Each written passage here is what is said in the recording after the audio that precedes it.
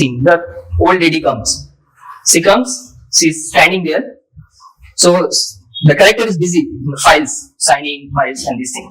So what she did is that she sat on the chair. The moment she sat, the district collector shouted on her. How can you sit like this? She shouted. He shouted on her. Without asking, who asked you to permission? कौन बोला तेरे को बैठने के लिए? बूढ़ी अनपढ़ औरत. मैं बोला तेरे को बैठने के लिए. He started shouting. Now you can't punish district collector because he did that. Is it written somewhere? No. Law doesn't say. Nowhere it will be trained that when she will come, you have to talk like this. Then what will make the district collector to respect that old lady? So that he talk with that old lady in a dignified manner. Is it required or not? It is required. Because she is also a citizen. Before that, she is a human being. And human being cannot be treated in an undignified manner without any mistake. And since she is a vulnerable woman, she deserves more empathy, care and compassion. And for a civil servant, it becomes more important because this is the responsibility of a civil servant to ensure the development, not only economic, but also their social, their emotional development.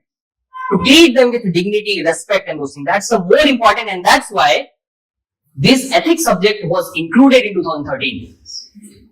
To ensure that, because you can't guide a civil servant through law. Every step you can't define how they are doing. So there will be the general expectation from a civil servant to behave in professional, in ethical manner. And that is the expectation from civil servant, and that's why we have this subject to train the future civil servant, the aspirant, to be aware about the ethics.